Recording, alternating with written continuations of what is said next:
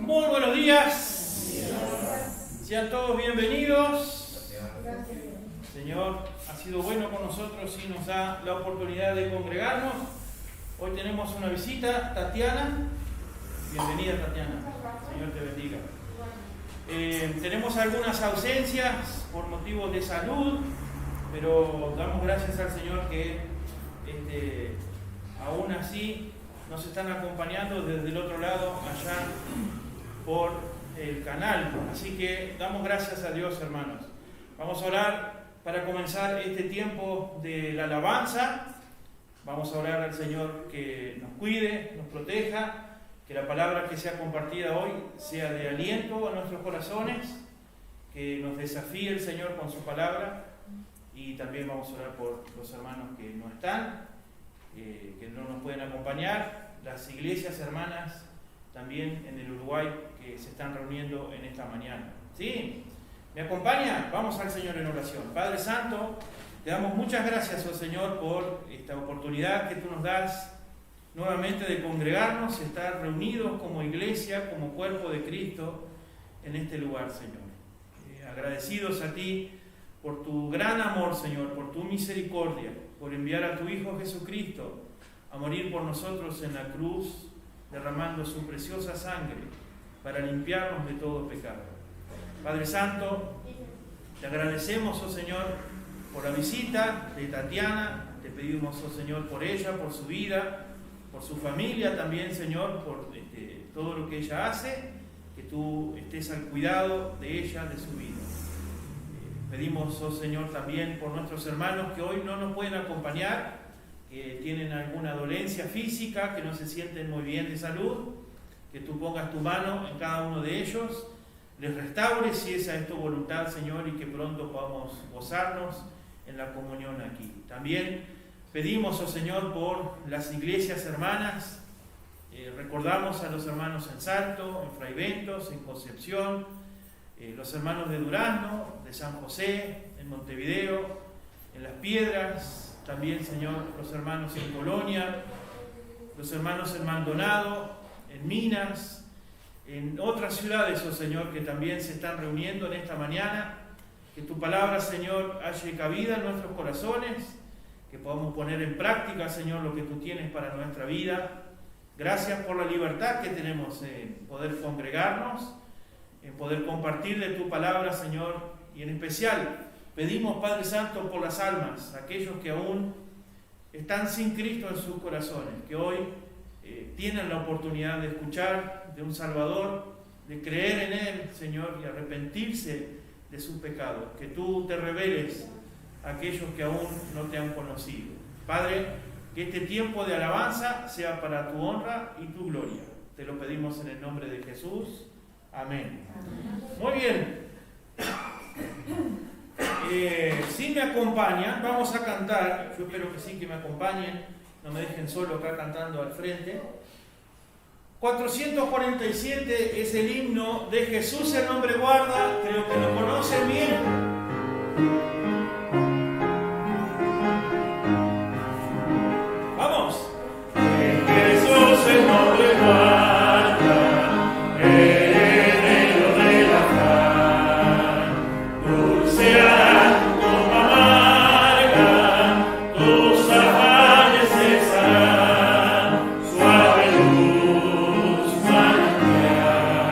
Esperanza, fe y amor, su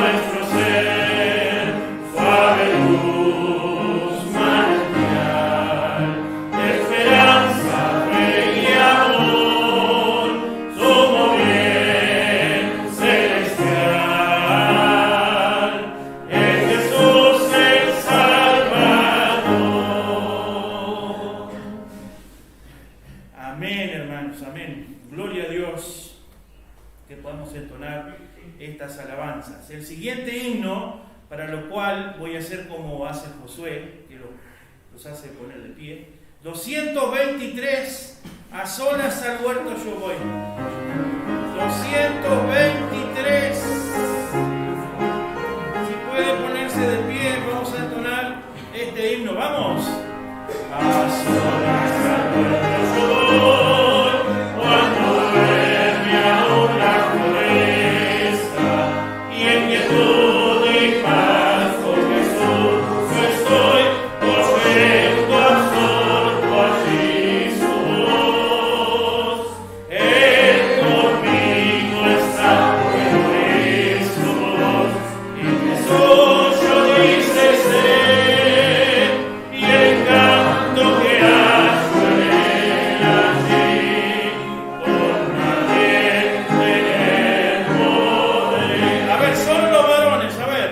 La voz del Señor, que las aves guardan silencio, y tan solo se oye su voz de amor, que inmensa paz al alma da. Todos. Él conmigo está, puedo oír su voz, y Jesús yo dice ser, y el encanto que hallo en él allí, por nadie tener podré. Solo las damas, a ver.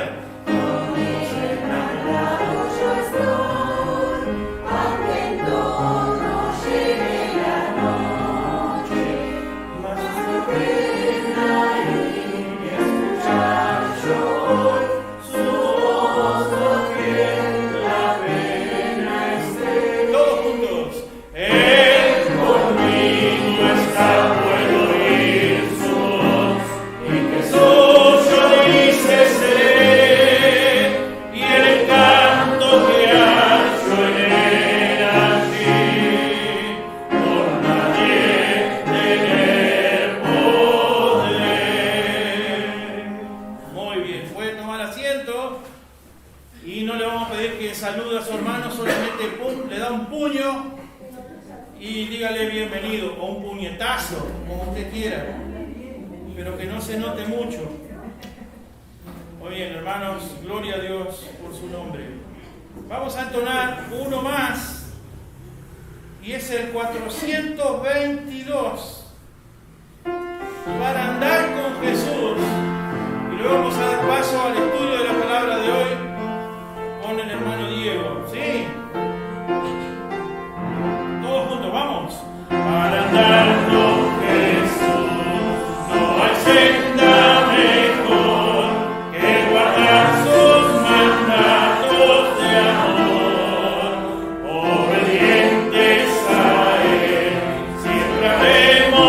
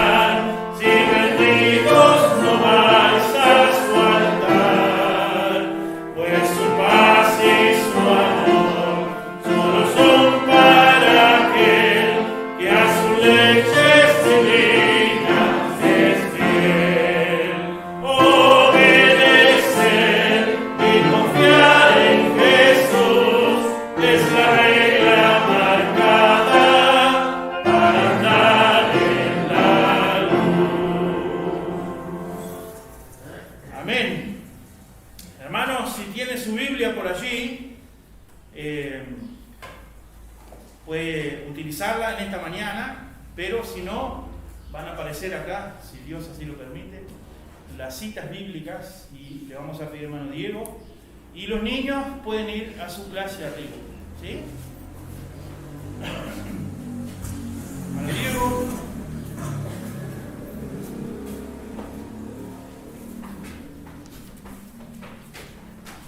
Buen día. Les invito a abrir sus Biblias si quieren, en Primera de Juan. Seguimos con el estudio de esta carta. Primera de Juan. Ya saltamos al capítulo 5. Capítulo 5, versículos del 1 al 5. Juan repitiendo, como decíamos, este es el estilo de Juan, siempre repite los temas, pero cada vez que repite profundiza más, trayendo temas doctrinales, como es en el día de hoy, necesarios para la iglesia. Después espero que de este estudio podamos entonar, no estoy diciendo que lo vamos a entonar, pero entonar, cuando entonemos el himno, este último que cantamos, lo entonemos con sabiduría, sabiendo lo que significa obedecer y a quién debemos dar gloria cuando podemos obedecer. Primero es Juan 5, del 1 al 5. Vamos a orar antes de empezar. Amado Señor, nuevamente te agradecemos por la oportunidad que tenemos de estar en tu casa, reunidos en comunión, Señor, en comunión contigo, en especial, Señor, comunión con los hermanos, Señor, nos gozamos de poder estar juntos y poder compartir tu palabra, Señor. Te pedimos que tú estés guiando cada cosa que se diga, Señor, que seas tú hablando, que seas tú obrando en nuestra mente, en nuestro corazón, para poder entender de tu palabra, que tú te reveles por medio de ella, Señor, que nos des sabiduría, entendimiento, Señor, que nos des valentía también para poder poner por obra tu palabra. Te lo pedimos en el nombre de Cristo Jesús. Amén. Primero Juan 5, del 1 al 5 dice: todo aquel que cree que Jesús es el Cristo es nacido de Dios, y todo aquel que ama al que engendró, ama también al que ha sido engendrado por él. En esto conocemos que amamos a los hijos de Dios, cuando amamos a Dios y guardamos sus mandamientos. Pues este es el amor de Dios, que guardemos sus mandamientos, y sus mandamientos no son gravosos, porque todo lo que es nacido de Dios vence al mundo, y esta es la victoria que ha vencido al mundo, nuestra fe.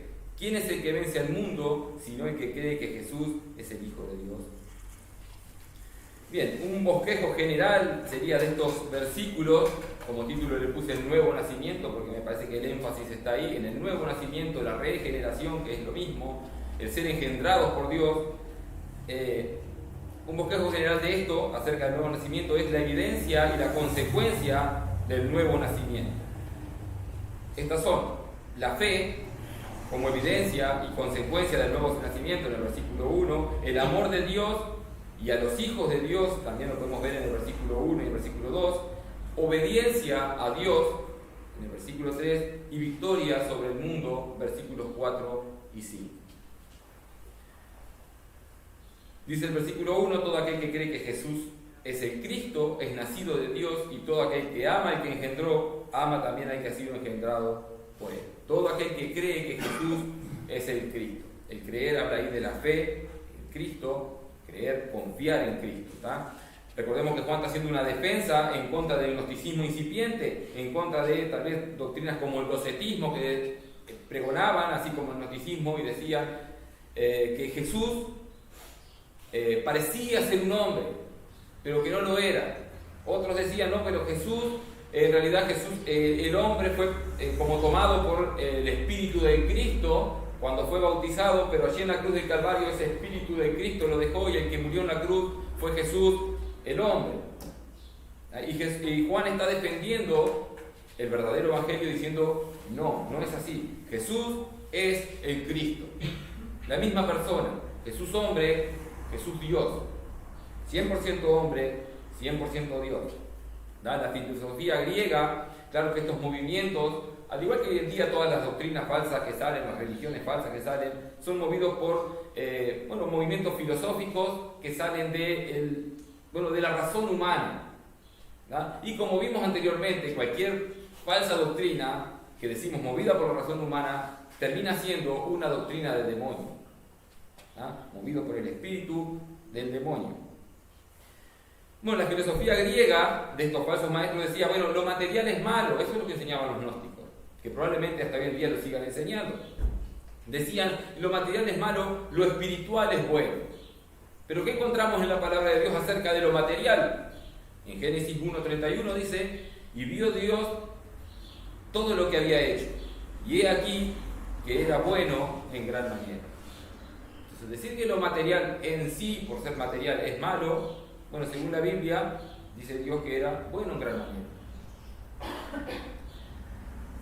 Bueno, los filósofos griegos no podían entender y no podían concebir que un Dios, que se les predicara un Dios que se hizo hombre, un Dios que murió como hombre, un Dios que murió como hombre y que resucitó. Para ellos eso era una locura. Y podemos ver esto como cuando Pablo está predicando en medio de los filósofos, discutiendo acerca de la resurrección. Fíjense la reacción de estos eruditos filósofos. Hechos 17:32 dice, pero cuando oyeron lo de la resurrección de los muertos, dice, unos se burlaban y otros decían, ya te oiremos acerca de esto otra vez.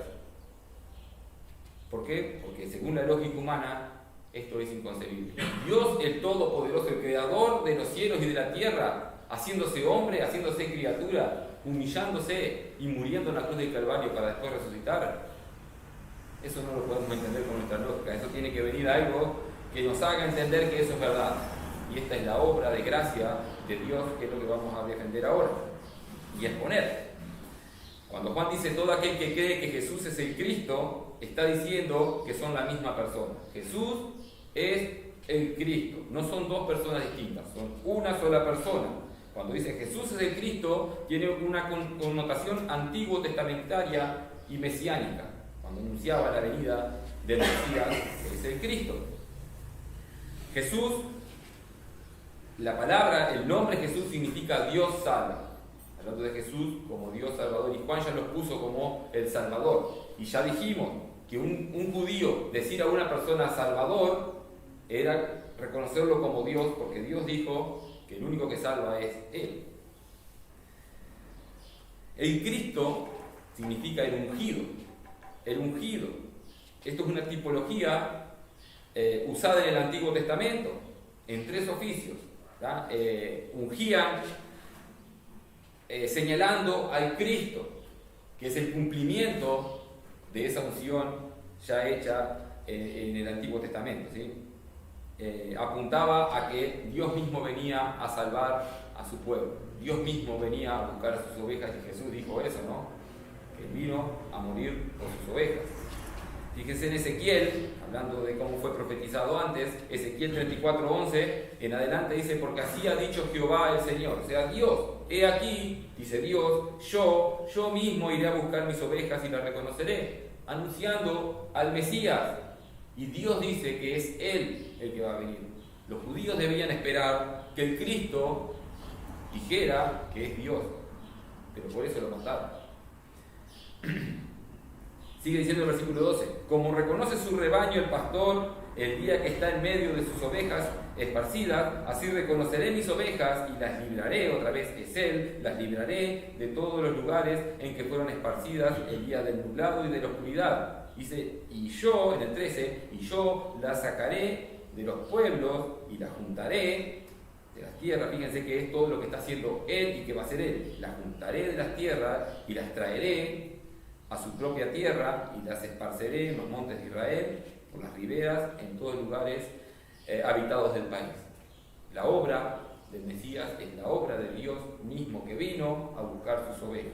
Los 3 oficios que se ungían tipificando, señalando al Cristo, son el oficio del profeta, del sacerdote y del rey. 3 oficios cumplidos plenamente en Cristo. 3 oficios cumplidos plenamente en Cristo, el ungido, es lo que significa. Vamos a ver a Cristo en su oficio como profeta y vemos que es superior a cualquier otro profeta que se haya levantado en el Antiguo Testamento, ¿sí? Fíjense que los profetas venían con palabra de Dios diciendo, bueno, Dios dice así, pero cuando vemos a Cristo, a Jesús predicando aquí en la tierra, Él decía, de cierto os digo. no es Dios dice así, aunque sí lo dice también Jesús, pero Él dice, yo lo digo porque yo soy Dios. Jesús declaró que lo que decía Él es lo mismo que decía el Padre. Los profetas hablaban de parte de Dios, la palabra de Dios, pero Jesús mismo es el mensaje de Dios. Jesús mismo es el logo, la palabra de Dios, el verbo, traducido en nuestras Biblias ahí en Juan 1. El verbo. Fíjense en Hebreos 1:1 y 2, dice: Dios, habiendo hablado muchas veces y de muchas maneras en otros tiempos a los padres por los profetas, ahí está, pero dice en el versículo 2, en estos posteriores días nos ha hablado por el Hijo. Por el Hijo. El Hijo, Cristo, es el mismo mensaje de Dios. Es más, el autor de Hebreos nos dice que Jesús, el Cristo, es mayor que Moisés. Y esto es ofensivo para los judíos. Decir que hay alguien mayor que Moisés, profeta por excelencia, es ofensivo. El autor de Hebreos dice en Hebreos 3:1 y 3, al 3 digo: por tanto, hermanos santos, participantes del llamamiento celestial, considerad al apóstol y sumo sacerdote de nuestra profesión, Cristo Jesús, el cual es fiel al que le constituyó también el cual es fiel al que le constituyó, como también lo fue Moisés en toda la casa de Dios. Y en el 3 dice: porque de tanto mayor gloria que Moisés es estimado digno este. ¿De qué está hablando? De Cristo Jesús. De mayor gloria que Moisés. Cuando tiene mayor honra que la casa el que la hizo, porque es el creador. También podemos ver a Cristo como sacerdote, con un sacerdocio superior al sacerdocio levítico, que el sacerdocio levítico de los judíos apuntaba a Cristo. Un sacerdocio eterno, el que tiene Cristo. No un sacerdocio como el levítico, que ya tuvo su fin con la venida de Cristo. El sacerdocio levítico no tiene ninguna importancia hoy en día. Se terminó. El sacerdocio de Cristo es eterno. Es eterno. Fíjense cómo el mismo autor de Hebreos resalta y enfatiza el sacerdocio de Cristo como superior al sacerdocio levítico. Hebreos 4:14 dice: por tanto, teniendo un gran sumo sacerdote que traspasó los cielos, Jesús, Hijo de Dios, retengamos nuestra profesión. Ahí habla de Jesús, Hijo de Dios, como el gran sumo sacerdote. Pero sigue diciendo en el capítulo 5 de Hebreos, versículos 6 al 10, dice: como también dice en otro lugar, está citando las Escrituras. Después vamos a buscar dónde es que está citando las Escrituras el autor de Hebreos. Como también dice en otro lugar: tú eres sacerdote para siempre, sacerdote eterno. ¿Sí? Su sacerdocio no tiene fin. Según el orden de Melquisedec. Y Cristo, en los días de su carne, ofreciendo ruegos y súplicas con gran clamor y lágrimas, al que le podía librar de la muerte, fue oído a causa de su temor reverente. Y aunque era hijo, por lo que padeció, aprendió la obediencia. Y habiendo sido perfeccionado, vino a ser autor de eterna salvación para los que le obedecen. Y fue declarado por Dios sumo sacerdote según el orden de Melquisedec. Cristo, como un sacerdote, intercediendo por los suyos, mediando por su pueblo, por esas ovejas que vino a rescatar. Dice que según el orden de Melquisedec. Ahora vamos a ver qué significará todo esto. No vamos a entrar en profundidad, pero vamos a ver qué es. ¿Tá? Como dice el autor de Hebreos, que están las Escrituras, que yo decía, ¿dónde está eso escrito? Bueno, en el Salmo 110:4 dice: juró Jehová y no se arrepentirá. Esto es un salmo mesiánico. Juró Jehová y no se arrepentirá, tú eres sacerdote para siempre, lo mismo, según el orden de Melquisedec. Un sacerdocio eterno, no como el sacerdocio levítico, que ya tuvo su fin, su principio y su fin. Es un sacerdocio superior. Fíjense que Abraham mismo estaba subordinado a Melquisedec. Allí en Génesis podemos ver la historia donde Abraham se encuentra con Melquisedec, rey y sacerdote, el único mencionado en la Biblia con esos dos oficios, rey y sacerdote. rey de Salem, rey de paz y sacerdote. El otro mencionado como rey y sacerdote es Cristo. Algunos dicen hasta que eso es una cristofanía, que era Cristo mismo, Melquisedec. Fíjense, Abraham subordinado, ofreciéndole los diezmos, dice a Melquisedec, los diezmos que eran del tesoro de Sodoma que rescató en batalla cuando fue a rescatar a Lot, su sobrino. Y si Abraham es subordinado a Melquisedec, Leví, y el sacerdocio levítico también es subordinado a Melquisedec. Pero el sacerdocio de Jesús es según el orden de Melquisedec, eterno. Es anterior a ese sacerdocio levítico que tipificaba a Cristo y su sacerdocio perfecto. También podemos ver a Cristo como rey, un reinado eterno. ¿No? Es un reino ya instaurado, no es algo que va a venir. Ya es rey. Siempre fue rey porque siempre fue Dios eterno. ¿No? Lo que sí va a pasar un día es que todo el mundo va a reconocer que Cristo es el rey. Va a llegar un día que todo el mundo va a doblar sus rodillas ante Cristo. Para algunos ya va a ser tarde, no va a haber salvación. Si volvemos al Salmo 110 y leemos los versículos del 1 al 3, habla de ese reinado del Cristo, del Mesías prometido. Dice: Jehová dijo a mi Señor, siéntate a mi diestra hasta que ponga tus enemigos por estrado de tus pies. ¿Sí? Ahí habla del reinado. Siéntate a mi diestra, habla del reinado del Mesías. Jehová enviará desde Sión la vara de tu poder, domina en medio de tus enemigos. Tu pueblo se te ofrecerá voluntariamente en el día de tu poder. En la hermosura de la santidad, desde el seno de la aurora, tienes tú el rocío de tu juventud. Esto habla del reinado del Cristo. Fue anunciado como rey. Y cuando nació, también fue anunciado como rey. Cuando Cristo, Dios, se encarna en un momento puntual de la historia, fue anunciado como rey. Mateo 2:1 dice: cuando Jesús nació en Belén de Judea, en días del rey Herodes, vinieron del oriente a Jerusalén unos magos, diciendo: ¿dónde está el rey de los judíos que ha nacido? Desde su nacimiento ya se reconoce a Jesús como rey. Es más, esto de que Jesús es rey son las acusaciones que usaron los judíos para matarle.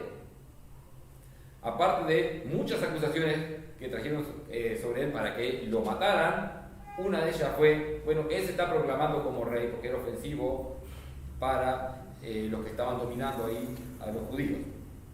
Juan 18, 33 al 36 dice: entonces Pilato volvió a entrar en el pretorio y llamó a Jesús y le dijo: ¿eres tú el rey de los judíos?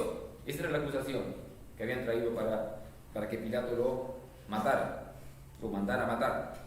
Jesús le respondió: ¿dices tú esto por ti mismo o te lo han dicho otros de mí? Pilato le respondió: ¿soy yo acaso judío? Tu nación y los principales sacerdotes te han entregado a mí. ¿Qué has hecho? Respondió Jesús: mi reino no es de este mundo. Mi reino no es de este mundo. Pilato dice: bueno, te están acusando que eres el rey de los judíos. Después dice: bueno, yo no soy judío, o sea que por más que vos digas que sos rey de los judíos, a mí no me toca, dice Pilato. Pero Jesús dice: bueno, tenés que saber que sí te toca, porque mi reino no es de este mundo. Mi reino no es solamente de los judíos, de ese pueblo. Mi reino no es de este mundo, le está diciendo. Debemos entender y ver, podemos ver en estos versículos que Jesús no está diciendo: bueno, cuando venga mi reino, cuando yo sea proclamado rey. Él ya está diciendo: yo ya tengo un reino que no es de este mundo. O sea que Él es rey desde la eternidad. Él es rey de la eternidad. Afirma tener un reino, el cual nosotros los creyentes, por la gracia de Dios, aceptamos.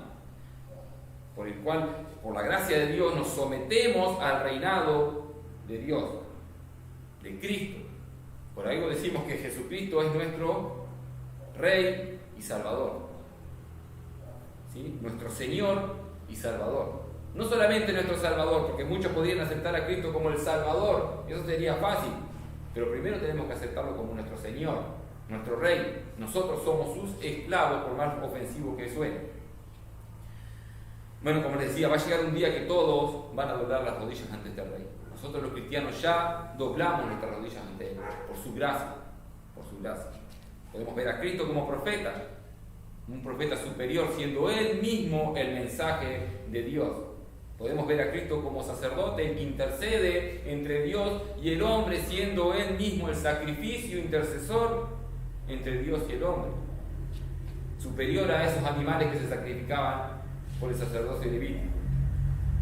Podemos ver a Cristo como Rey, siendo Él mismo la justicia cumplida por mí, aquella justicia que yo no pude cumplir delante de Dios y no voy a poder cumplir nunca delante de Dios. Cristo la cumplió por mí, sufriendo el castigo por mis pecados y dándome de su justicia. Debemos entender lo duro que puede llegar a ser recibir la ira del Padre. Y gracias a Dios y por su gracia, nosotros los creyentes no vamos a saber qué es recibir la ira del Padre, porque Cristo recibió la ira por mí. Dice Juan, todo aquel que cree que Jesús es el Cristo. La pregunta es, ¿quién es Jesús para ti? Cristo es el mensaje de Dios para ti. Cristo es el intercesor, el único que intercede entre ti y Dios, el que une la relación rota por el pecado entre Dios y el hombre. ¿Entiendes? ¿Confías en que Cristo es el Salvador de su pueblo? Que es tu Salvador personal, pero que también es el Rey. Como sus hijos debemos someternos ahora, como sus hijos, a su reinado.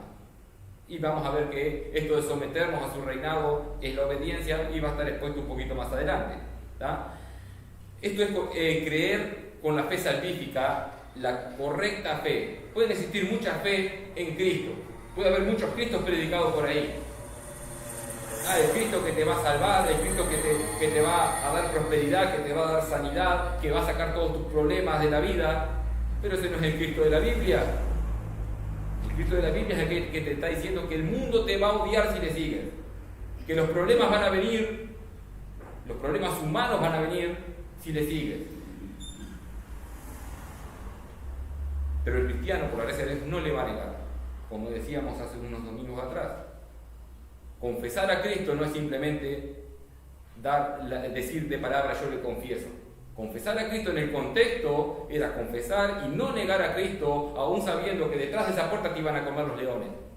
Aún sabiendo que los leones se habían comido a tu familia y después seguías vos. Y la única forma de salvarte de esos leones era negar a Cristo y no negarlo. Eso es confesar a Cristo. Bueno, para nosotros no hay leones ahí afuera que nos vayan a comer, pero muchas veces esos leones son la burla. Yo no confieso a Cristo porque se burlan de mí. Yo no confieso a Cristo porque voy a perder mi trabajo. Yo no confieso a Cristo porque voy a perder mi popularidad. Todo aquel que cree que Jesús es el Cristo es nacido de Dios. Y la evidencia de un nuevo nacimiento, la evidencia de la regeneración es la fe.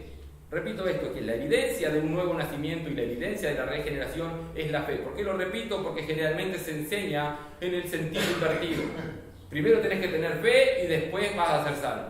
La fe te hace ser una nueva criatura. Bíblicamente no es así. Bíblicamente el orden correcto es: tienes vida porque Dios te la da y eso produce la fe. ¿Sí? ¿Cómo podemos saber si una persona es salva? Bueno, si tiene fe. Si tiene fe, eso nos da evidencia de que ha sido regenerado. Una traducción más correcta o más literal del griego en esta frase sería, en vez de decir es nacido de Dios, sería ha nacido de Dios.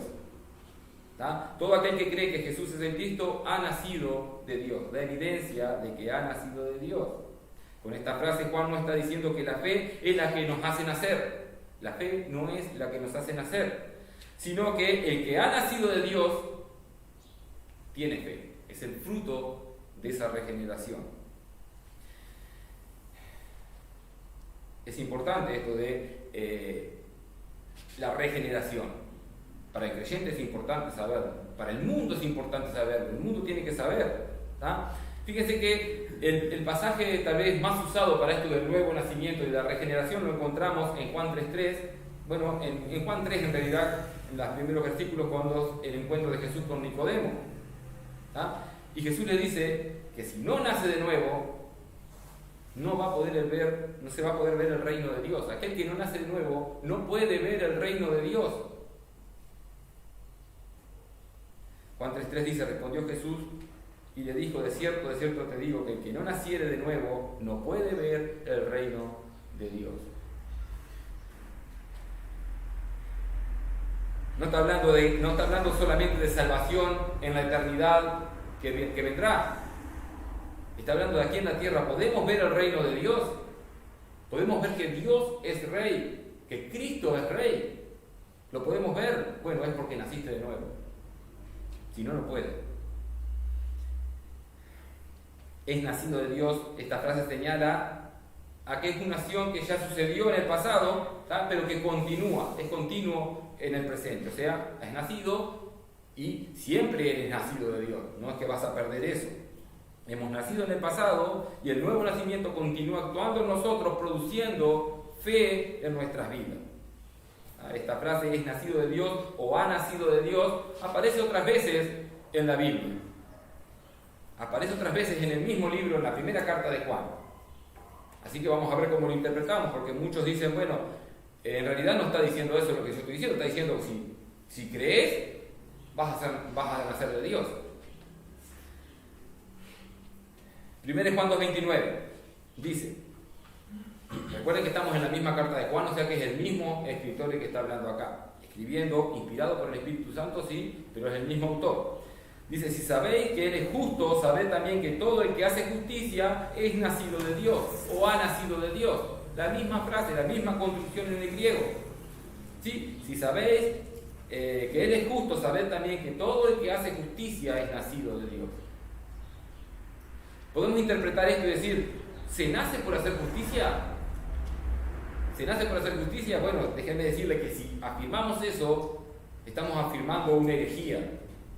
Estamos diciendo que se nace de nuevo, se es salvo, se tiene vida espiritual, o sea, se recibe el Espíritu Santo por hacer un acto o una obra que sería en este caso, según este versículo, hacer justicia. Sería una salvación por obra, cosa que la Biblia es clara, diciendo que no es por obra para que nadie se gloríe. 1 Juan 3:9. Todo aquel que es nacido de Dios no practica el pecado porque la simiente de Dios permanece en él y no puede pecar porque es nacido de Dios. De vuelta a lo mismo, porque ha nacido de Dios. La misma pregunta, ¿se nace de Dios por no pecar? La respuesta es la misma, no. Porque si no sería una fe por obras. No peco y me gano la salvación. Es una fe por obras. Sería una herejía afirmar eso. No lo podemos y ningún cristiano va a afirmar eso, va a interpretar este versículo diciendo, bueno, por no pecar es que se nace de Dios. 1 Juan 4:7. Amados, amémonos unos a otros porque el amor es de Dios. Todo aquel que ama es nacido de Dios y conoce a Dios. De vuelta a mí. Todo el que ama es nacido o ha nacido de Dios. Y la pregunta, ¿cuál va a ser? ¿El amar nos hace nacer de Dios? La respuesta es la misma. No, si no sería una salvación por obras. Y ahora cuando vamos a interpretar en el mismo libro, por el mismo autor, el versículo 1 del capítulo 5 de 1 de Juan, debemos hacerlo de la misma manera, aplicar la misma hermenéutica y decir, bueno, todo aquel que cree que Jesús es el Cristo, es nacido de Dios. Me está diciendo que mi fe me hace nacer de Dios, mi fe me hace salvar. La respuesta debería ser no, porque si no tendríamos que decir que sí a los 3 versículos anteriores que leímos. Mi fe no es la que me hace salvar. Juan está diciendo que el creer es un fruto del nuevo nacimiento. No es creer para ser salvo, sino que crees porque eres salvo. Se cree porque Dios ya obró y te dio vida espiritual. Claro que esto es tal vez algo inmediato, es algo seguido.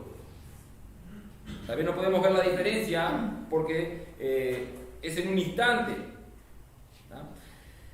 Nos dice que la regeneración, el nuevo nacimiento, es un acto de la gracia y y de la soberanía de Dios, donde nosotros no podemos hacer nada para ello. El hombre está imposibilitado de poder darse vida a sí mismo. No lo podemos controlar, ni nosotros mismos podemos tomar una decisión que salga de nosotros mismos. En la Biblia se compara el nuevo nacimiento con resucitar a un muerto. Y Pablo escribe en Efesios 2:1: Él os dio vida a vosotros cuando estabais muertos en vuestros delitos y pecados. Está hablando de vida espiritual, muerte espiritual. Se compara con resucitar a un muerto, espiritualmente hablando.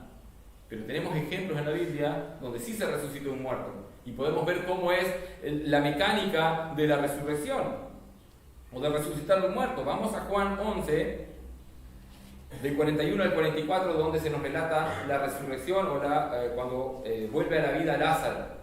Jesús vuelve a la vida a Lázaro, que había muerto y estaba en la tumba hacía 3 días y ya tenía olor, dijo la hermana. Dice en el versículo 41: Entonces quitaron la piedra de donde había sido puesto el muerto, y Jesús, alzando los ojos a lo alto, dijo: Padre, gracias te doy por haberme oído. Versículo 42: Yo sabía que siempre me oyes, pero lo dije por causa de la multitud que está alrededor, para que crean que tú me has enviado. Y habiendo dicho esto, clamó a gran voz: Lázaro, ven fuera. Y el que había muerto salió, atadas las manos y los pies con vendas, y el rostro envuelto en un sudario. Jesús les dijo: Desatadle y dejadle ir. Ahora, leyendo estos versículos, donde un muerto es resucitado, un muerto es vuelto a la vida, léanlo cuantas veces quieran y puedan, y díganme dónde interviene la voluntad de Lázaro para llegar a la vida. ¿Dónde nos dice en estos versículos que Jesús le dice: Lázaro, si quieres, puedes salir? Lázaro, te doy la oportunidad de que vuelvas a la vida, vive. Si quieres, decides tú. Bueno, no está diciendo eso este versículo, ¿no es verdad? Está diciendo que Jesús dijo: Lázaro, ven fuera, y Lázaro salió afuera. El muerto obedeció por la orden de Jesús. El nuevo nacimiento es así. Es por la obra soberana de Dios, por la gracia de Dios. En Ezequiel 11, vamos al Antiguo Testamento, Ezequiel 11, 19, hablando de cómo obra Dios en la nueva vida. Dice: y les daré un corazón y un espíritu nuevo pondré dentro de ellos. Dios hablando. Dice: les daré, Dios dando un corazón y un espíritu nuevo pondré, Dios poniendo dentro de ellos, y quitaré el corazón de piedra de en medio de su carne, y les daré nuevamente un corazón de carne, con un propósito, para que anden en mis ordenanzas y guarden mis decretos y los cumplan, y me sean por pueblo y yo sea a ellos por Dios. Podemos ver en estos versículos todo lo que está diciendo Juan también. La obra de soberana de Dios, por la gracia de Dios, la obra soberana y el propósito que nos capacita a poder andar en sus ordenanzas. ¿Qué es lo que viene después? La obediencia a su palabra, el guardar sus mandamientos. El nuevo nacimiento es un acto soberano de Dios. Es por gracia y es solamente para su gloria. No hay gloria en el cristiano. En su salvación no hay gloria. La gloria se la lleva todo a Dios. ¿Sí? No es por alguna decisión que hayas tomado. En algún momento de tu vida tomaste una decisión. No es por eso. Es por la obra soberana de Dios. Bueno, alguno podrá decir y citar versículos como, Juan 1:12, mas a todos los que le recibieron, dice el versículo 12 de Juan 1, mas a todos los que le recibieron, a los que creen en su nombre, les dio potestad de ser hechos hijos de Dios. Ahí está. Ahí dice que si le recibes, si crees, te da la potestad de ser hechos hijos, te da el nacimiento. Es totalmente lo que yo estoy diciendo que no. Bueno, si decimos esto, debemos leer lo que sigue en el versículo siguiente para ver que no es por la voluntad del hombre el creer. El versículo siguiente, que está dentro de la misma oración, dice, leo desde el versículo 12, mas a todos los que le recibieron, a los que creen en su nombre, les dio potestad de ser hechos hijos de Dios, los cuales, ¿qué cuáles? Aquellos que tienen potestad de ser hechos hijos de Dios, aquellos que le recibieron, los que creen, los cuales no son engendrados de sangre, ni de voluntad de varón, ni de voluntad de carne, ni de voluntad de varón, sino de Dios, sino que es la voluntad de Dios. Entonces decir que cree y Dios te va a dar vida, es claramente una salvación por obra, no es lo que está diciendo este versículo. No es lo que está diciendo este versículo. Lo que podemos decir de este versículo es que aquellos que lo recibieron, aquellos que creen, es porque Dios ya les había dado la potestad de ser sus hijos. Le recibimos, creemos en Él, porque Dios nos dio esa potestad de ser sus hijos, nos engendró, nos dio vida. Por eso dice la Biblia que la fe es un don de Dios. La fe es un don de Dios, algo dado por Dios.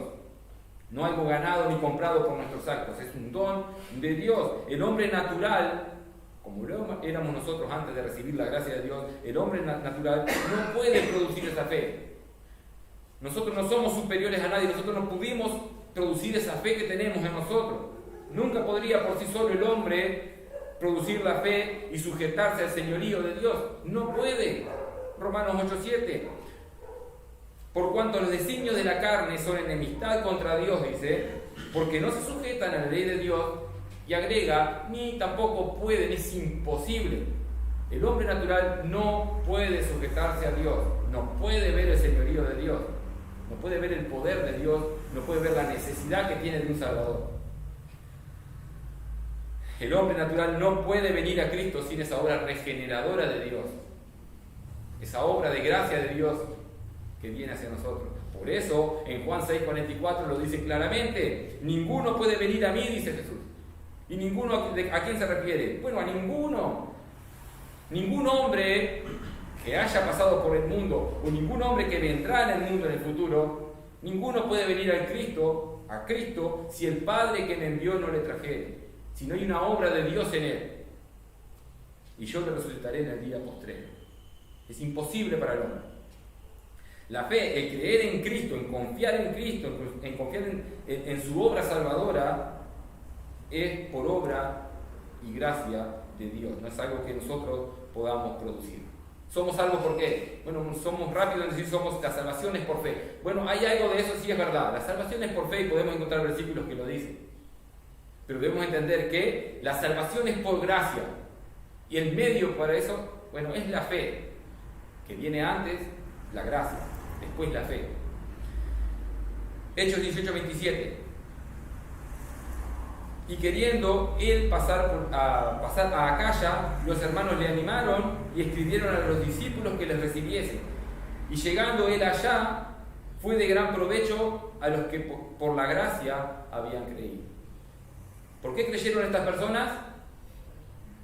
Porque eran muy inteligentes, ¿no verdad? Como nosotros lo fuimos algún día y decidimos seguir a Cristo. No, dice que fue por la gracia. Y la gracia es un don inmerecido, o sea, no hicieron nada para merecer el creer. Como nosotros no hicimos nada para merecer el creer en Cristo. En Romanos 10:17 dice, así que la fe es por el oír y el oír por la palabra de Dios. Acá podemos ver una secuencia bastante interesante en este proceso, porque podemos estar escuchando la palabra de Dios, pero no podemos estar entendiendo lo que nos dice a nuestro corazón. Para eso necesitamos la obra de Dios en nosotros. Lo podemos ver claramente en la conversión de Lidia, Hechos 16:14. Entonces, una mujer llamada Lidia, vendedora de púrpura de la ciudad de Tiatira, que adoraba a Dios, estaba oyendo. Ella estaba escuchando. ¿Qué estaba escuchando? A Pablo predicando de Cristo crucificado. Estaba escuchando el Evangelio. ¿Eso lo salvó? No. ¿Qué la salvó? Lo que sigue después dice, y el Señor abrió el corazón de ella para que estuviese atenta a lo que Pablo decía.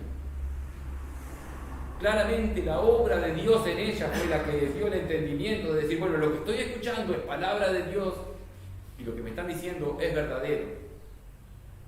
Se convirtió, en el versículo siguiente dice, y cuando fue bautizada ella y su familia, así se convirtió. ¿Por qué? Porque el Señor abrió el corazón de ella. Fíjense que Pablo escribe en Efesios 2:8, porque por gracia sois salvos por medio de la fe, y esto no de vosotros, pues es don de Dios. Un versículo que muchos arminianos tratan de decir, buscarle el exégesis del griego para decir, bueno, no se está refiriendo al don de Dios como la fe. Es verdad, en el griego no se está refiriendo al don de Dios únicamente como la fe. ¿Tá? Pablo aquí en este versículo dice, y esto no de vosotros. ¿El qué? ¿De qué está hablando? ¿Qué es lo que no es de nosotros sino que es don de Dios? Bueno, el versículo dice, esto. ¿Y qué es esto? Según el versículo, esto es la gracia que nos da la salvación y la fe. O sea que las dos cosas, la salvación y la fe, son don de Dios. Todo el paquete es un don de Dios. Claro, con todo esto decimos, bueno, Dios es el soberano sobre la salvación del hombre. ¿Esto quita responsabilidad del hombre de arrepentirse? ¿Esto quita la responsabilidad del hombre de aceptar el Evangelio? No, no quita. ¿Que no puede? No puede. Pero el hombre sí es responsable de aceptar el Evangelio y de rendirse ante Cristo como el Señor y Salvador. No puede, ya lo vimos bíblicamente, pero la responsabilidad está. Así que cuando vayan a ser condenados no van a tener excusa, porque tenían la responsabilidad de seguir a Cristo. Y podemos encontrar versículos donde se dice que tienen que seguir. Se exhorta y se manda a aceptar a Cristo. Fíjense, Hechos 16, 30 y 31. Y sacándolos les dijo, señores, ¿qué debo hacer para ser salvo? Ellos dijeron, cree en el Señor Jesucristo y serás salvo tú y tu casa. Hay una responsabilidad ahí. Cree. Sin la obra soberana de Dios no vas a poder creer, pero la responsabilidad está. Juan 3:36, el que cree en el Hijo tiene vida eterna. El que rehúsa creer en el Hijo no verá la vida, sino que la ira de Dios está sobre él. Hay una responsabilidad. Claro que sí hay una responsabilidad y nosotros debemos llamar en nuestras prédicas, cuando compartimos el Evangelio, a creer en Cristo. Pablo dice, les ruego como si Cristo mismo les rogara. Reconcíliense. Tienen una responsabilidad. Pero en nuestra frente tampoco podemos quitar la soberanía de Dios en la salvación. ¿Tá? Porque si quitamos la soberanía de Dios en la salvación, terminamos predicando una salvación por obras, centrada en el hombre y en el poder de su decisión, que es lo que comúnmente se predica hoy en día cuando prendemos la tele. Decide por Cristo. Y se centra solamente en eso. Pero si también, el otro punto, si quitamos la responsabilidad del hombre en creer, de seguir a Cristo, lo que también estamos quitando es la urgencia y la necesidad de la salvación que tiene el hombre. La humanidad entera tiene una urgencia y una necesidad de un Salvador, porque por sí mismo no se puede salvar. Si quitamos la responsabilidad del hombre en seguir el Evangelio, estamos achicando la gravedad, minimizando la gravedad que conlleva rehusar creer en Cristo.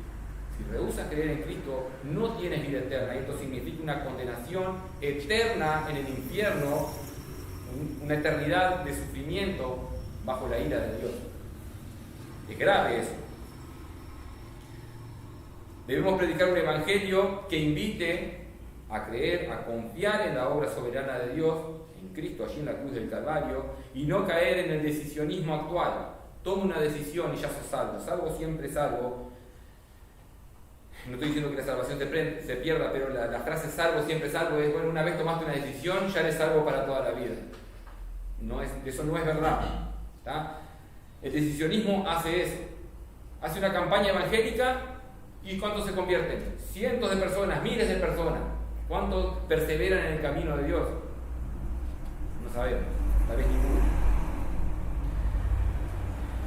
El tema de querer manipular a las personas porque pueden tomar una decisión nos lleva a tener culto, por ejemplo, con una música que mueva los sentimientos, hacer juegos de luces, bajar las luces cuando tienen que tomar una decisión. Eso está mal, eso no es bíblico. Lo que es bíblico es que debemos predicar la palabra de Dios. Si alguien se va a convertir verdaderamente a Cristo, si alguien va a ser quebrantado, si alguien va a ser que se doble sus rodillas delante de Cristo y reconocerlo como Rey, como Señor, como Salvador, esa va a ser la prédica de la palabra. Ese es el poder de Dios, y lo dice Pablo en Romanos 1:16, porque no me avergüenzo del Evangelio, porque es poder de Dios para salvación. El poder de Dios para salvación no está en que yo manipulo a las personas psicológicamente, no está en que yo manipulo a las personas pedagógicamente o como cualquier otra técnica humana. El poder de Dios para salvación, para quebrantar corazones, es el Evangelio. Seamos fieles a la palabra de Dios. Dios va a obrar en su soberanía y no necesita de nuestra manipulación. Dios obra en su... Eso no quiere decir... Dios obra en su soberanía, no necesita de nuestra manipulación, pero sí Él decidió en su soberanía usar personas para llevar el Evangelio. Y esas personas que llevan el Evangelio son creyentes, somos nosotros. Nosotros tenemos esa responsabilidad de llevar el Evangelio. Y esa responsabilidad nos lleva a que estudiemos la palabra de Dios para que prediquemos el verdadero Evangelio. Y que no estemos formando cristianos, entre comillas, que creen en un falso Evangelio y en un falso Jesús, que le va a traer prosperidad a su vida y la vida va a ser mejor. La vida va a ser mejor después de la muerte para el cristiano.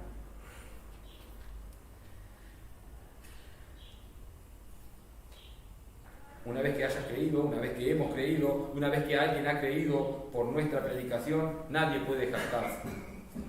Ni el que creyó se puede jactar, yo creí porque soy tan sabio, porque yo soy tan piadoso, porque yo estoy más allá del bien y del mal.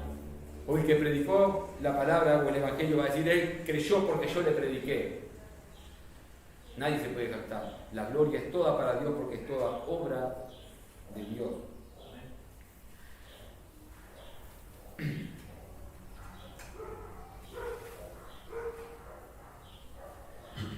Dice, todo aquel que cree, lo decimos en el versículo 1, todo aquel que cree que Jesús es el Cristo nacido de Dios, dice, y todo el que ama al que engendró, ama también al que ha sido engendrado.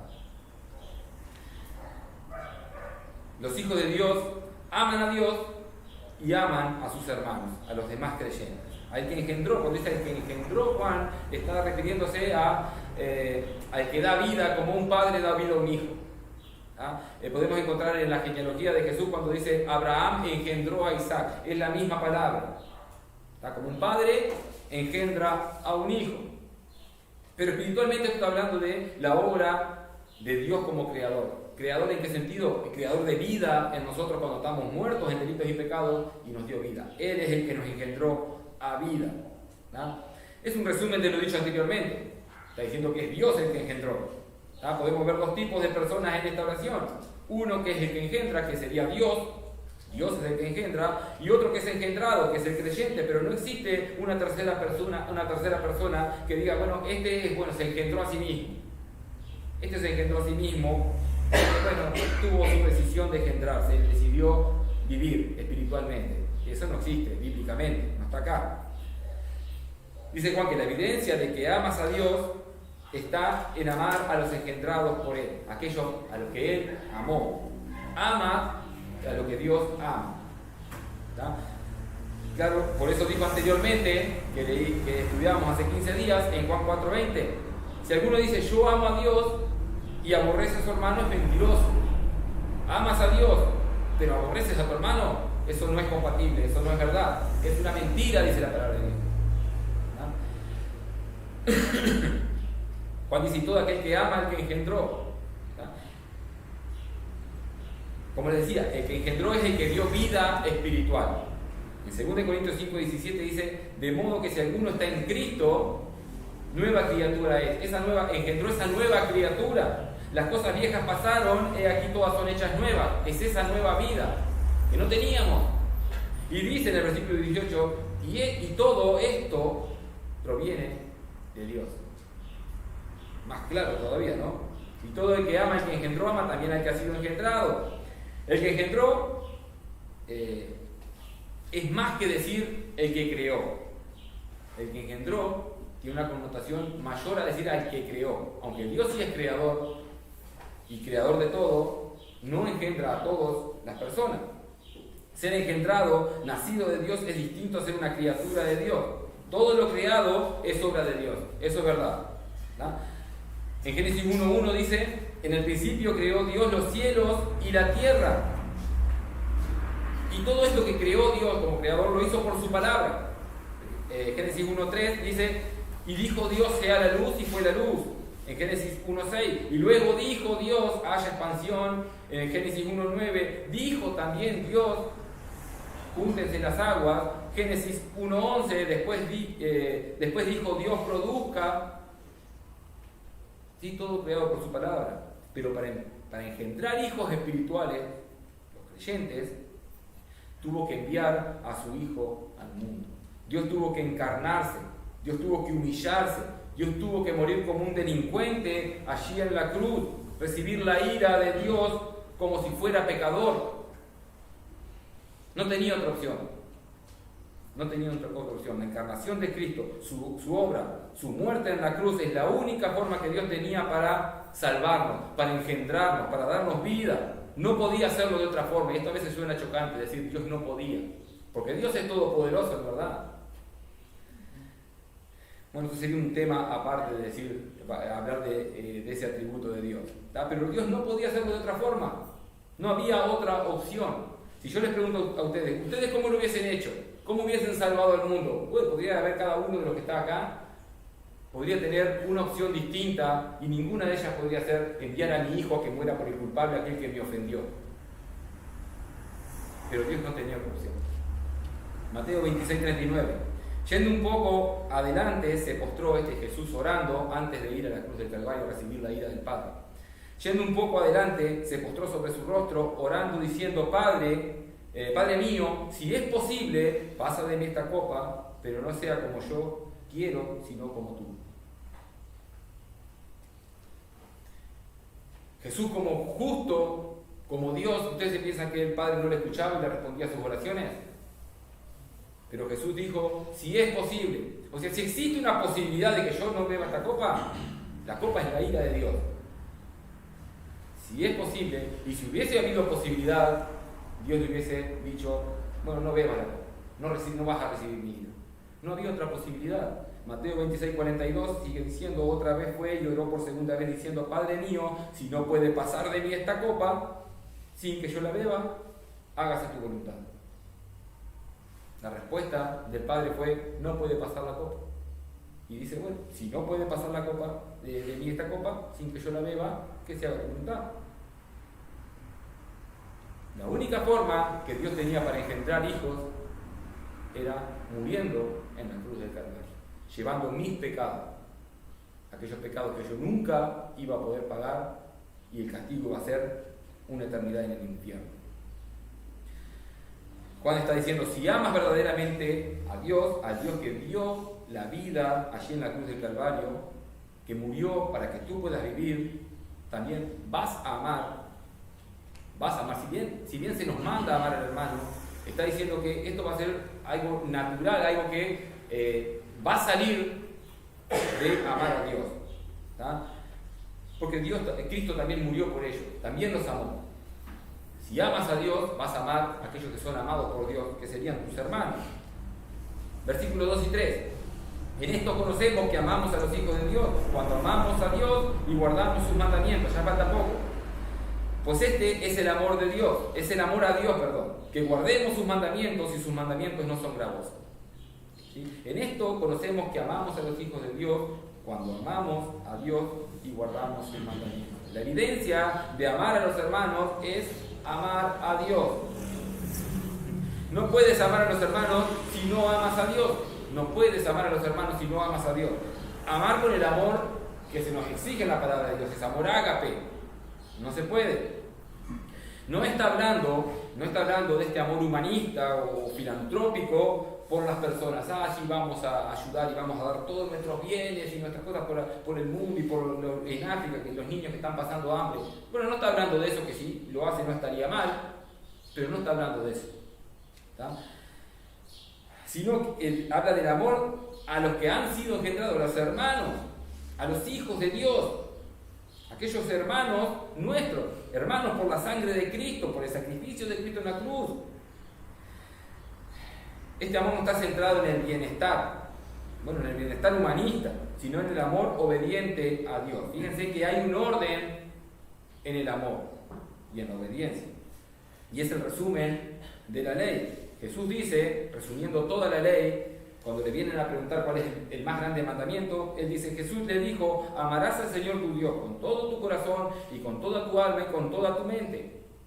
Amarás al Señor tu Dios con todo tu corazón, con toda tu alma y con toda tu mente. Dice, este es el primero y grande mandamiento. Hay un orden de jerarquía. Hay un orden de jerarquía. Y el segundo es semejante, amarás a tu prójimo como a ti mismo. De estos dos mandamientos, pero con ese orden de jerarquía, de estos dos mandamientos depende toda la ley y los profetas. El orden sí es importante. El resultado de amar a las personas, y amar entre comillas, como el amor que pregona el mundo, sin amar a Dios, el amar a las personas sin amar a Dios, es lo que hoy en día vemos en el mundo, con ese amor que todo lo tolera. Un amor tolerante, un amor que no denuncia el pecado, un amor que no se atreve a decir, eso que estás haciendo ofende a Dios, eso que estás haciendo, si persistís en eso y no te importa, te va a llevar a la condenación. Pero eso no lo decimos, porque lo amamos y en amor no queremos ser duros. Eso no estás amando a Dios y estás obrando así. ¿Tá? Como dice en Proverbios 27, creo que dice, las heridas del que ama son fieles, o fieles son las heridas del que ama. Bueno, si amas a Dios, vas a amar al hermano y le vas a decir la verdad con respecto a lo que dice la palabra de Dios sobre lo que es pecado y lo que no es pecado. ¿Cómo podemos saber si estamos amando a Dios? Porque Juan dice, vas a amar al hermano si amas a Dios. ¿Y yo cómo puedo saber si estoy amando realmente a mi hermano? ¿Cómo puedo saber si estoy amando a Dios? Versículo 2. Cuando amamos a Dios, dice, y guardamos sus mandamientos. Pues este es el amor a Dios, que guardemos sus mandamientos, y sus mandamientos no son gravosos. ¿Cómo podemos saber si amamos a Dios? Si guardamos sus mandamientos. La obediencia. Y nuevamente, la construcción del griego expresa que esto es una acción continua. Guardamos sus mandamientos en la continuidad de nuestra vida. Guardamos sus mandamientos, sus estatutos, y estamos guardándolos. Y fíjense cómo relaciona esto, porque el último mandamiento que mencionó Juan antes de estos versículos es lo que dice en Juan 4:21, en 1 Juan 4:21. Y nosotros tenemos este mandamiento de él: el que ama a Dios, ame también a su hermano. Pero no está hablando solamente de un mandamiento, no dice, si guardas uno o dos mandamientos, es si guardas todos. Si guardas todos los mandamientos es que amas a Dios. Pero sabemos que no estamos hablando de perfeccionamiento, que no estamos diciendo, somos perfectos y ya no pecamos. Sabemos que el cristiano cae en pecado. Lo que está diciendo Juan acá es que nosotros ahora tenemos la disposición de no pecar. Como nuevas criaturas tenemos esa disposición a no pecar. ¿Pecamos? ¿Caemos en pecado? Claro que sí. Pero si pecamos, nos arrepentimos y vamos a Dios y seguimos caminando con Él en luz, sabiendo que Él nos perdona. Claro que no está hablando de perfección. En 1 Juan 1:9 dice, si confesamos nuestros pecados, le está hablando a cristianos, obviamente que pecan y pecamos, caemos en pecado. Si confesamos nuestros pecados, Él es fiel y justo para perdonar nuestros pecados y limpiarnos de toda maldad. El cristiano no persevera en el pecado, no vive en el pecado, pero a veces cae. Y cuando se da cuenta, va en arrepentimiento, confesando sus pecados delante de Dios. Versículo 3, pues este es el amor a Dios, que guardemos sus mandamientos. Dice que amas a Dios, la pregunta, que no quiero que me respondan. ¿Qué es el amor a Dios? Porque ahora Juan nos va a dar una definición de lo que es el amor a Dios. ¿Sí? El amor a Dios es obediencia, guardar sus mandamientos. Pues este es el amor a Dios, dice. La definición, que guardamos sus mandamientos. Para Juan la evidencia de que amas a Dios es que guardemos sus mandamientos. Y Juan está escribiendo palabra de Dios, movido por el Espíritu Santo, está escribiendo palabra inspirada por Dios. Obediencia, amas a Dios, obedeces. Jesús dijo en Juan 14:15, si me amáis, guardad mis mandamientos. ¿Amas a Jesús? Guarda sus mandamientos. Es importante y nos confronta a qué? A buscar en la palabra de Dios con diligencia cuáles son sus mandamientos. ¿Cómo voy a guardar los mandamientos si ni siquiera leo la palabra de Dios para buscar sus mandamientos? ¿Qué dice Dios? Si ni siquiera me congrego en la iglesia con los hermanos ni a escuchar las prédicas para ver qué es lo que Dios dice que son sus mandamientos. Guardar sus mandamientos es la evidencia de salvación, la evidencia de una fe salvífica, de una verdadera fe. Santiago 2:18 al 20 dice: pero alguno dirá, tú tienes fe y yo tengo obras. Muéstrame tu fe sin tus obras y yo te mostraré mi fe por mis obras. ¿Tú crees que Dios es uno? Bien haces. También los demonios creen y tiemblan. Mas ¿quieres saber tú, hombre vano, que la fe sin obras es muerta? Tú confiesas a Cristo, hablas mucho de Cristo, pero no tienes obras. Es lo que te Juan está diciendo. Acá no importa tu confesión. Acá no importa cuánto sabes de la Biblia. Acá lo que importa es cómo obras, cómo pones en práctica lo que Dios te habla por su palabra. Si solamente tienes conocimiento, solamente puedes confesar de boca que Cristo es el Señor o que Cristo es el Salvador. Bueno, los demonios hacen lo mismo. Ahí tienen la misma fe que un demonio y los demonios no son salvos. Fijémonos que hay, en torno a esta enseñanza hay una hermosa promesa. En Juan 14, 21 al 24. Dice: el que tiene mis mandamientos y qué, y los guarda. No solamente saberlos, sino cumplirlos, guardarlos. Ese es el que me ama. De nuevo lo mismo. El que me ama, guarda los mandamientos. Y el que me ama será amado por mi Padre. Esta es la promesa. El que me ama, tenemos la certeza de que si estamos obedeciendo a Dios, estamos amando a Dios y somos amados por Dios. Sepámonos amados por el Padre, y dice Jesús: y yo le amaré y me manifestaré a Él. Le dijo Judas, no en Iscariote: Señor, ¿cómo es que te manifestarás a nosotros y no al mundo? Respondió Jesús y le dijo: el que me ama, mi palabra guardará. Una evidencia. El que me ama, sí o sí, mi palabra guardará. Y de vuelta la misma promesa: y mi Padre le amará y vendremos a Él y haremos morada con Él. Caso contrario, el que no me ama, no guarda mis palabras. El mundo no le interesa la palabra de Dios y es locura. Se burlan como los griegos se burlaron de Pablo. El que no me ama no guarda mis palabras, y las palabras que habéis oído no son mías, sino del Padre que me envió. Juan 15:10: si guardareis mis mandamientos, permaneceréis en mi amor. Es importante obedecer, es importante buscar de la palabra de Dios qué es lo que Dios quiere de nosotros. Imposible para los hombres naturales, pero los nacidos espiritualmente, capacitados por el Espíritu Santo, ahora tenemos la posibilidad, ahora podemos obedecer. Antes no podíamos, ahora podemos. Sigue diciendo Juan: pues este es el amor a Dios, que guardemos sus mandamientos. Y si sus mandamientos no son gravosos, y sus mandamientos no son gravosos, o sea, no son pesados, no son imposibles. Ahora en Cristo no son pesados y no son imposibles en Cristo. No, esto no minimiza, ¿sí?, el estándar de santidad de Dios, ¿no?, sino que los mandamientos, como decía, no son pesados para nosotros porque estamos capacitados por el Espíritu Santo de Dios. Unidos a Cristo, sus mandamientos no son gravosos. Separados de Cristo, los mandamientos son imposibles. Mateo 11:29 dice Jesús: llevad mi yugo sobre vosotros y aprended de mí, que soy manso y humilde de corazón, y hallaréis descanso para vuestras almas, porque mi yugo es fácil y ligera mi carga. ¿Cómo es fácil y ligera su carga? Caminando con Él. Fuera de Él, en el yugo es imposible. Sí es gravoso. Sus mandamientos no son gravosos, dice Juan, o sea, no son pesados, en contraste con el judaísmo. En contraste con el judaísmo y cualquier otra religión que predique una salvación por obra. Pero el judaísmo, en forma especial, ponía grandes cargas sobre aquellos que querían seguir. Mateo 23:4 dice: porque atan cargas pesadas y difíciles de llevar. Está hablando de los líderes judíos, a los encargados de la espiritualidad del pueblo de Israel, y le está diciendo: porque atan cargas y pesadas y difíciles de llevar, y las ponen sobre los hombros de los hombres, pero ellos ni con un dedo quieren mover. Pero Juan nos dice que los mandamientos de Dios no son gravosos. No son como estas leyes, como estos ritos, como estos rituales, como estas reglas que proponía el judaísmo. como estas reglas, ritos y rituales que promueve la Iglesia Católica, como reglas, ritos y rituales que promueve cualquier religión que diga que vas a ser salvo por lo que haces. Esas sí son pesadas.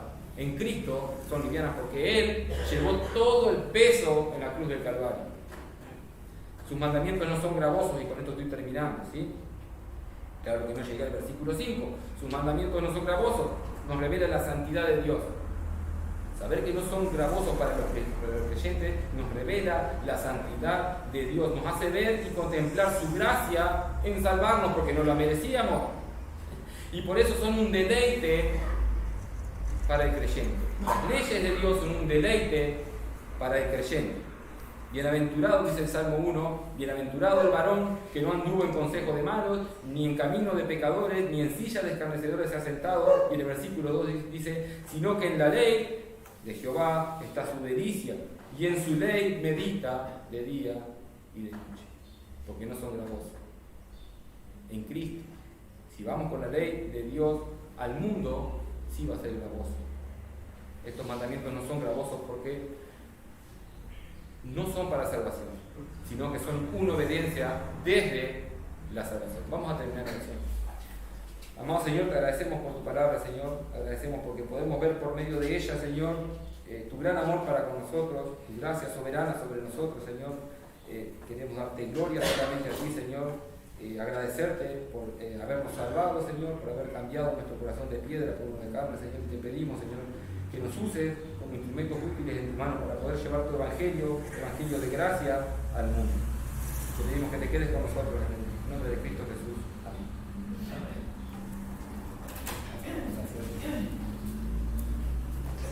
Muchas gracias, hermano Diego. Gloria a Dios una vez más por su palabra. Tenemos mucho, hermanos, siempre para meditar en ella. Tenemos mucho para pensar y, como bien decía hermano Diego, tenemos que dar gracias a Dios por su misericordia, por su gracia inmerecida en nosotros, y que podamos presentarnos ante un Dios tan grande, tan bueno, misericordioso, que nos ha amado y nos ama aún. Amén. Vamos a recordarles, hermanos, que el miércoles a las 19 horas estamos por Zoom para tener un tiempo de oración, y luego de ese tiempo, de esos 40 minutos, ya va a estar el video para que usted escuche el mensaje de la palabra del Señor y lo pueda compartir con algún amigo o algún familiar, para que también de parte suya salga ese deseo de compartir la palabra del Señor. Tiene la oportunidad, la posibilidad ahí, utilícela. Y el sábado, Dios mediante, vamos a estar con los jóvenes a las 19 horas, y el domingo a las 10 de la mañana, una vez más aquí, para compartir el tiempo de la palabra, de la alabanza, para servir al Señor en este lugar también. ¿Terminaron ustedes? Muy bien. Entonces nosotros también, hermanos. Que el Señor les bendiga y nos vemos, Dios mediante, en la semana. ¿Están despedidos? Un saludo a los hermanos que están allí del otro lado también. Que Dios les bendiga.